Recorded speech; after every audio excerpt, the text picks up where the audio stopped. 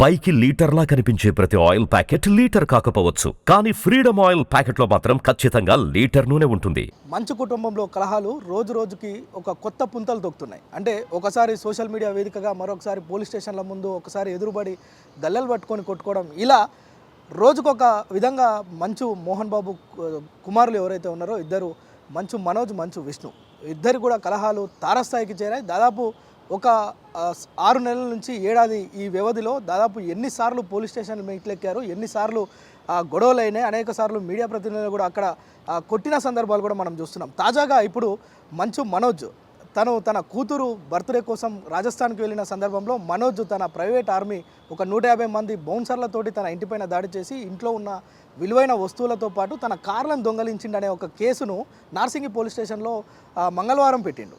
అయితే ఎందుకు ఇదంతా జరుగుతోంది అంటే, వాస్తవానికి 1వ తేదీన మంచు మనోజ్ తన కూతురు బర్త్డేను నిర్వహించేందుకు రాజస్థాన్కి వెళ్ళారు. సో అప్పటి నుంచి కూడా ఇంట్లో ఎవరు అంటే కొద్ది కాలంగా మంచు మనోజ్ జల్పల్లి ఫామ్ హౌస్ కాకుండా బయట వేరేగా ఉంటున్నారు. సో ఈ క్రమంలోనే బర్త్డే కోసం బయటికి వెళ్ళిన తన ఇంటిని టార్గెట్ చేసి మంచు విష్ణు ఇంట్లోకి చొరబడి దాదాపు విలువైన వస్తువులు, అదేవిధంగా కొన్ని సామాన్ ధ్వంసం చేసి ఇంట్లో ఉన్న కార్లను తీసుకెళ్లిరు. దీనికి సంబంధించిన ఆధారాలు నా దగ్గర ఉన్నాయని చెప్పి నార్సింగి పోలీస్ స్టేషన్లో ఫిర్యాదు చేశారు. అయితే మనం చూడొచ్చు ఈ సంఘటనకు సంబంధించి వీరి వివాదం ఏదైతే మంచు మోహన్ బాబు, మంచు మనోజ్, విష్ణు వీరికి సంబంధించిన వివాదం తారస్థాయికి చేరడంతో పాటు ఇక్కడ అనేక సార్లు పోలీసులు వారిని పిలిపించి వార్నింగ్లు ఇవ్వడం, అదేవిధంగా హెచ్చరికలు జారీ చేయడం, ఎట్ ద సేమ్ టైం వారికి కౌన్సిలింగ్లు కూడా, అంటే ఏదైతే శాంతి భద్రతలకు విఘాతం కలిగించడం లేదంటే ఏదో అంటే ఇక్కడ వివాదమైన పరిస్థితులు తీసుకురావడం పట్ల పోలీసులు చాలా ఆగ్రహం వ్యక్తం చేయడమే కాకుండా వారికి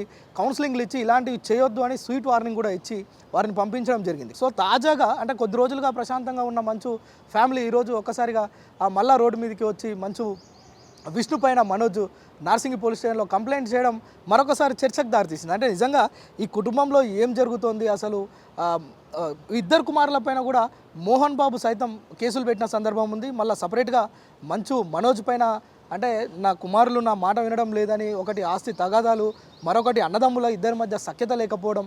సో ఇలా మనం చూస్తున్నాం. ఈ వివాదాల్లో అనేక సార్లు మంచు లక్ష్మి కూడా ఎంటర్ అవ్వడం, ఇలాంటి అనేక సందర్భాల్లో మనం చూస్తున్నప్పటికీ కొద్ది రోజులుగా ప్రశాంతంగా ఉన్న మంచు ఫ్యామిలీ ఒక్కసారిగా అంటే నా కూతురు బర్త్డే నిర్వహించేందుకు రాజస్థాన్కి వెళ్ళి వచ్చే లోపే దాదాపు 150 మంది ప్రైవేట్ ఆర్మీని తీసుకొచ్చి ఎందుకు నా ఇంటిపైన దాడి చేయాలి, అండ్ దాడి చేసి నా విలువైన కార్లను ఎందుకు ఎత్తుకెళ్ళాలి అని చెప్పి తనకు న్యాయం చేయాలని మంచు మనోజ్ పోలీస్ స్టేషన్లో ఫిర్యాదు చేసిండో. ఎట్ ద సేమ్ టైం ఇందుకు సంబంధించిన ప్రతి ఆధారాలు నా దగ్గర ఉన్నాయి. ఏవైతే నా కార్లు తీసుకుపోయి కొన్ని రోడ్డు మీద వదిలేసిండు, కొన్ని వస్తువులను ధ్వంసం చేసిండు, దీనికి సంబంధించిన ఆధారాలు నా దగ్గర ఉన్నాయంటూ కూడా మంచు మనోజ్ పోలీసులకు ఆశ్రయించిండు. అయితే పోలీసులు కూడా దీనిపైన కంప్లైంట్ తీసుకున్నారు, దీనిపైన విచారణ చేపడుతున్నారు.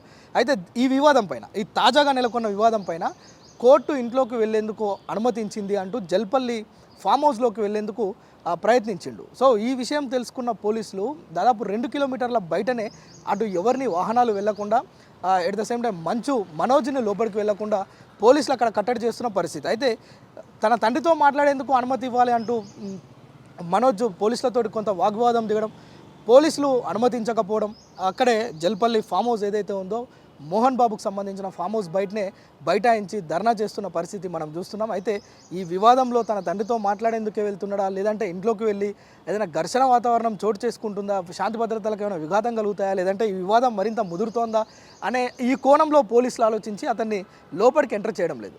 వివాదానికి సంబంధించిన పూర్తి కారణాలు ఇరు వర్గాలు తమ వైఖరిని చెప్తూనే, అంటే ప్రత్యారోపణలు సోషల్ మీడియా వేదికగా కావచ్చు, మీడియా ముందు కావచ్చు, అడ్డగోలుగా ఆరోపణలు చేస్తూనే మరొక వైపు తండ్రితో మాట్లాడేందుకు వెళ్తే అనుమతించట్లేదు, కోర్టు అనుమతించిన తర్వాత కూడా పోలీసులు అడ్డుకోవడానికి మీరెవరు అని చెప్పి వారిపైన మనోజ్ ఫైర్ అయిన పరిస్థితి కూడా చూస్తున్నాం. నిజానికి పోలీసులు అనుమతిస్తారా, అక్కడ హైడ్రామా నెలకొంది ప్రస్తుతం. అయితే అక్కడ అతన్ని లోపలికి పంపిస్తారా, లేదంటే తన తండ్రే అతనితోటి ఏం మాట్లాడాలి, బయటకు వచ్చి మాట్లాడతాడా, లేదంటే విష్ణుని కుటుంబ సభ్యులు ఎవరైనా వచ్చి మనోజ్తో మాట్లాడి యొక్క వివాదాన్ని పక్కన పెడతారా అనేది విషయాన్ని మాత్రం చూడాలి.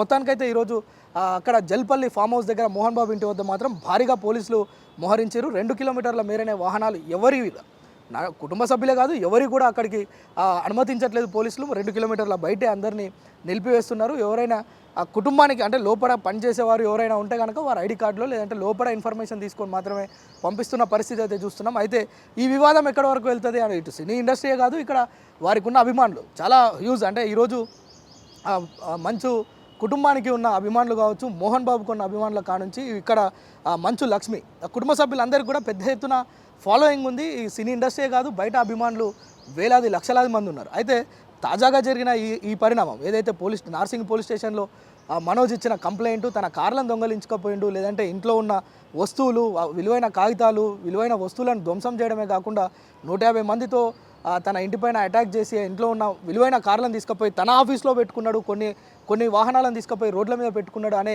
ఈ యొక్క ఆరోపణలు ఏవైతే ఉన్నాయో వీటిపైన ప్రజలందరూ ఎదురు చూస్తున్నారు. నిజంగా దీనిపైన పోలీసులు ఇప్పుడు ఏమైనా వీరికి మళ్ళీ ఒకసారి స్వీట్ వార్నింగ్ ఏమైనా ఇస్తారా, లేదంటే సీరియస్గానే చెప్పి పంపిస్తారా అనేది మాత్రం చూస్తున్న పరిస్థితి ఉంది.